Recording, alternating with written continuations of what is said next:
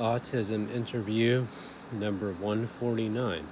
James Shirley on the Intersection of Disability and Religion was an interview done on November 3rd, 2020 by Jenna Gensic, the author of What Your Child on the Spectrum Really Needs, Advice from 12 Autistic Adults.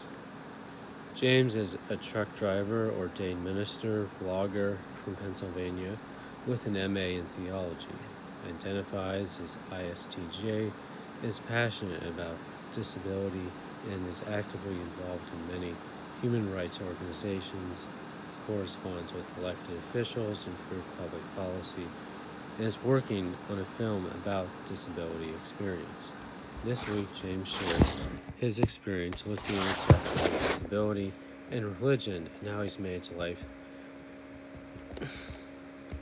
Question 1. In what ways have you had to advocate for yourself in school or at work? In school and work, I constantly had to defend myself from thought policing, tone policing, threats, theft, vandalism, violence, rumors, slander, character defamation, sabotage, interruptions, and the need to prove myself to others that I didn't need their permission to act, think, speak, and make decisions for myself. Aside from seeking the learning support and counseling while working, I find myself having to file formal complaints against institutions like Geneva College. What am I most passionate about? Family, friends, disability, and Judaism. What are some of the important issues surrounding the intersection of disability and religion? The majority religion of any country is often weaponized against disabled people who are cast off as being less than human or even demonic, hence the book about Britain's healthcare system entitled Crippled, the Demonization of Disability. Judaism is intimately related to disability. You can see James' interview with Rabbi Morty Rudolph on his YouTube channel about this. For example, both Jews and disabled people were put into death camps, labor camps, and James has a personal friend who survived one of the Nazi death camps, as well as the Tree of Life shooting. Half of the disabled people placed into the T4 camps by the Nazis were given to the Gestapo by church-run asylums. Furthermore, the pathological terms high-functioning, low-functioning, they're often applied to autistics, come from so-called Nazi science, and the most infamous Nazi, Dr. Mengele, was referred to as the angel of death. And I think more people should be aware that involuntary sterilization of disabled people, forced drugging, electroshock, isolation, food and temperature deprivation, along with genital mutilation, still occur in the U.S. in over a dozen states to this day. Filicide, the murder of disabled people by their parents or caregivers, is often unreported and unpunished, and this religious language, such as guardian angel, is commonly applied to the person who murders his or her child in news reports, while the victim is either forgotten or scapegoated for the murder and described as a burden, I guess a white man's burden to society, and the family caring for them is often given a light sentence by the judge, who says that it's a pre-punishment to have to care for a disabled person before committing homicide against them. I've heard pastors of mine describe their own children as burdens upon them in society and punishments for sin.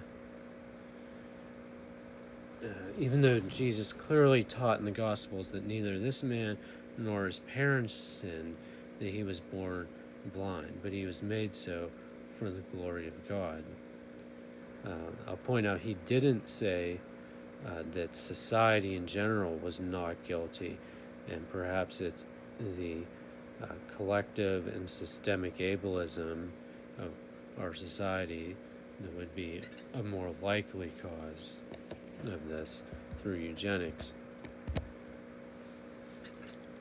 And then further, James pointed out in this interview that it was Christian Republicans in 1973 are the ones who legalized abortion, as 6 of the 7 justices who ruled in favor of Roe were nominated by Republicans, and the only 2 dissenting justices were nominated by Democrats. And there are more abortions under Republican presidents than Democratic presidents, as well as there are fewer abortions now that is legal than when it was illegal. The matter of abortion impacts disabled lives because a society that allows disabled people to be aborted is more likely to abuse them when they are alive. See Francis Schaeffer's book, Whatever Happened to the Human Race, when he discusses the implications of abortive parents who then go on to abuse their born children, particularly when doctors tell mothers that disabled people are not worth living, and when psychiatric so-called experts like Ivor Lovaas, who developed ABA therapy and conversion therapy, say things such as, an autistic child is not a person, but has to be made into one. Next question. What kinds of stereotypes, microaggressions, abuse have you experienced in a religious setting by clergy or lay people? Indirectly, I've heard a pastor describe his own disabled daughter as, what good is a disabled girl, in his sermon, and then goes on to explain how his disabled daughter only has value in relation to helping him advance his ministry and his personal agenda. Directly, I've been threatened and harassed by clergymen and lay women, and being told I was disrespectful or stupid simply for honestly answering their questions, and I was gaslighted by them in that way. Christian peers gossip about me and judge my salvation due to my disability because I couldn't talk quickly enough for them or detect when they were lying. Even though I was in good standing in the church and came from a long line of Presbyterians that stretched back for centuries, that didn't seem to matter to them, just as the Nazis didn't care if you were a Christian, because as soon as you were disabled or you were a quarter Jewish ethnically, it didn't matter how good of a Christian you were. Christian professors mocked my family for genetic reasons and publicly brag about discriminating against people like me, and meanwhile praising those who broke the law and got arrested on Stand Up Wall Street. So, a possible solution to this is creating federal registries that list these abusive teachers, principals, pastors, and other predators who mistreat autistic children or adults. Autistic people may need to use recording devices to document this daily harassment that they face, and perhaps hire a private investigator and move on to a citizen's arrest of these folks. What kind of stereotyping or discrimination is common for disabled people? Disabled people are commonly made to work for sub-minimum wage, usually between 25 cents an hour and $2 an hour, but I've heard as low as 2 cents an hour. Disabled people are 16 times more likely to face violence from the police, especially deaf people. They're 8 to 9 times more likely to commit suicide, especially after harmful interventions like so-called ABA therapy, which leads to PTSD. Autistic people are far more likely to be violently assaulted by others or sexually abused. And despite stereotyping and the severe abuse that mentally ill folks suffer, autistics are no more likely to be violent than others. In what ways has the church or your faith in general been a positive influence on my life? So, most lay people in the church had a positive impact. My faith in God and trust in the Bible has kept me alive and influenced me in a good way. Studying theology along with my life experiences, led to my eventual conversion to Judaism, which is much more in line with the values I inherited from my family, beliefs I acquired from my community, the training in my public school. It's more disability friendly.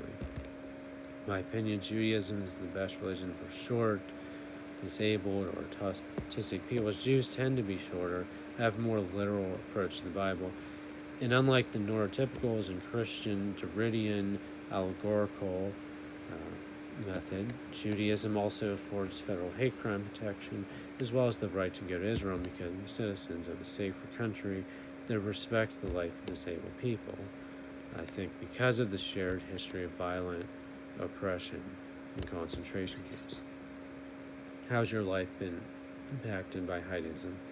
I have a clip about this on supportfortheshort.org, but yeah, in brief, it's always been a negative thing that's led to gratuitous abuse, false accusations, depression, anxiety, exhaustion, being profiled, not being believed, being presumed incompetent. You experienced horrible abuses since childhood with such a poor support system. What were the primary factors that led you to eventually find the strength to obtain advanced education, receive a diagnosis, and find meaningful work? I credit my family, neighbors, the suburban values of my home church, North Park EPC, the North Hills School District, compassionate citizens, empathetic peers, and my faith in God, along with the Protestant work ethic, for giving me the endurance to complete college, obtain a master's degree. Got my diagnosis with the help of a good social worker, and now friend and neighbor introduced himself to me as we were both taking a walk, said he was autistic and believed that I was too. After being injured on the job at Amazon, I decided to pursue commercial driving with the encouragement of my dad. On my own, I've done a lot of volunteer work and currently seeking a job in disability public policy. What kinds of abuse do you see or experience as disabled adult in today's society? I believe that sensory overload, like shouting in our faces, which is intended to cause harm, can be an act of violence because it invades our personal space, for one thing, the Fourth Amendment, and that's part of Judaism as well, that everyone has a personal space, hurts our ears, and it causes pain, which can be proven empirically as our heart rate spike, our blood pressure goes up.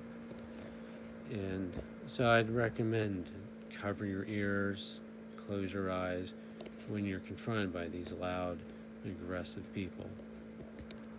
Sometimes this happens in schools, therapy centers within the home.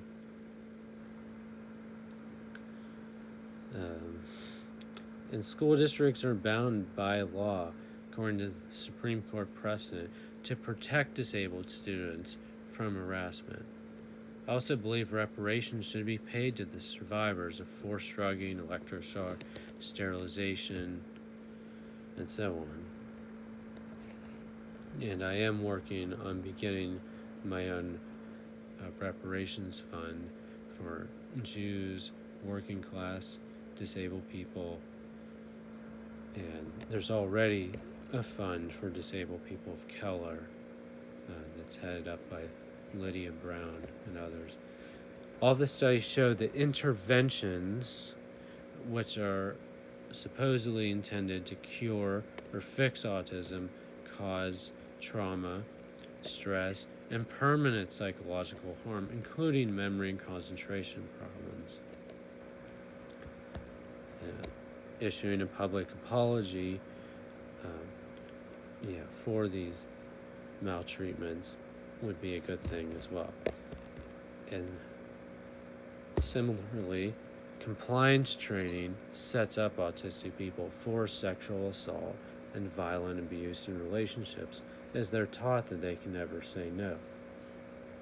Sadly, so many of my experiences of disability have been negative, but it's given me the determination to persevere against the odds, which seemed to me to be almost impossible. I'm glad the FDA ordered Judge Rotenberg Center to end its electroshock. It's good to see the Allegheny County Jail in PA was sued for psychiatric abuse, and on the ballot, the voters decided that there should be standards set to regulate the torture that went on in the jail and to put an end to it. And another thing that I mentioned was the fact that most people know how to curse with their middle finger, accuse with their index finger, and threaten with their fist, but not how to say hello, how are you, what's your name in ASL, or any Braille, alternative augmentative communication, or bliss symbols. And that says a lot about the culture's attitude toward disabled people. What's the most difficult part navigating daily life as a disabled adult in a neurotypical tailored society? Communication is the most difficult part of daily life, as others often seem to know what's going on, but we don't, or they won't tell us. It's frustrating that when we ask for explanations, that neurotypicals tend to get very defensive and upset, as if I'm challenging or disagreeing with them.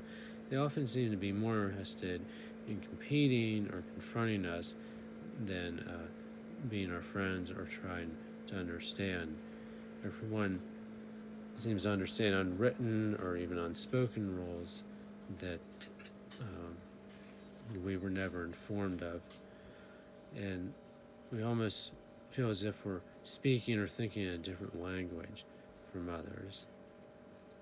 I do think genetic reengineering, cyborg technology will be helpful for disabled people to be more included in communicating.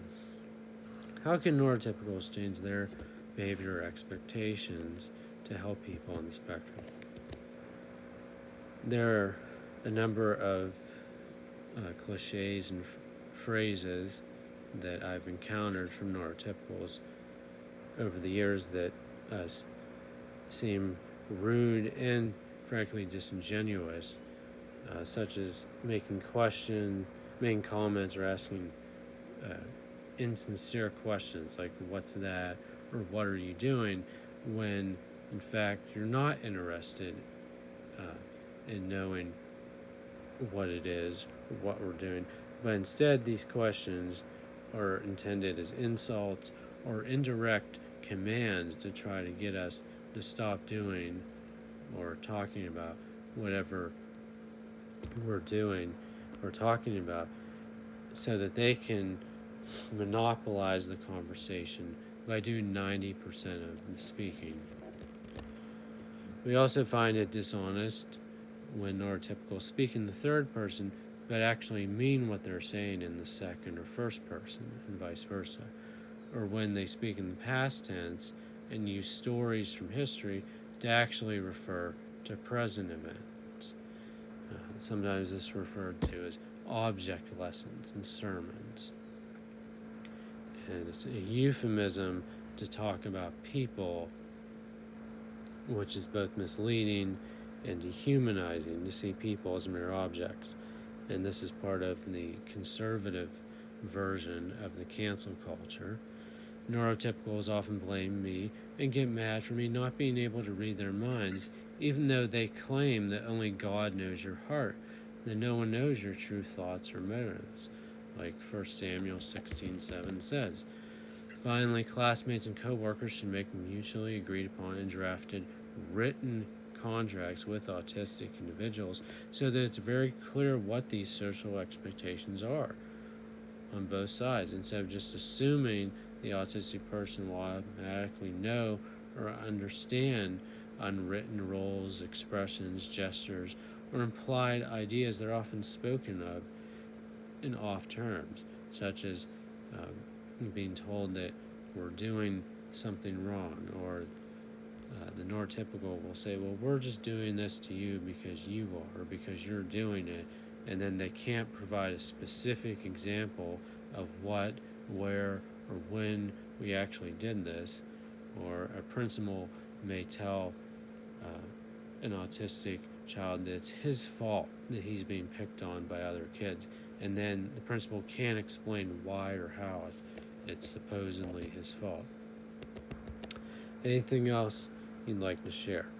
I recommend reporting hate speech, discrimination, and other crimes committed against disabled to the Anti-Defamation League, Communities Against Hate, the Office of Civil Rights through the Health and Human Services Department, the ADA section of the Department of Justice, and there are groups such as Disability Advocates on LinkedIn, Autonomy Works, and Dignity to help us find employment, ADAPT, ADP, AIDD, ASIN, NCIL, Disability Rights Networks for each state,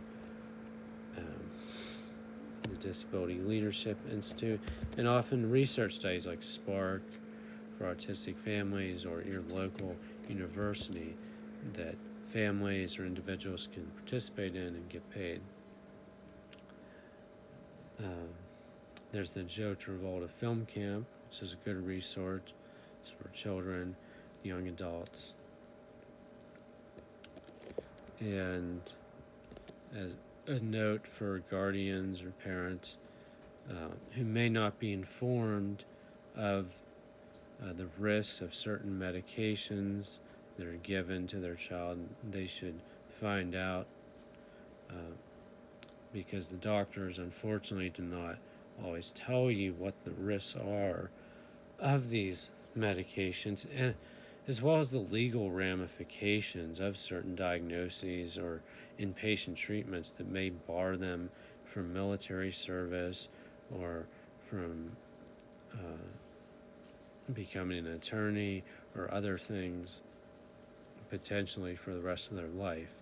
So should be aware of supportive decision making, which is a better alternative to guardianship because it doesn't take away someone's civil rights. And there's also the option of getting a mental health advance directive to prevent the coercive and violent treatment that may occur through forced drugging, electroshock, and so on. And lastly, many self-advocates prefer identity first language as an autistic person rather than the professional term to say person with autism, which is person first language.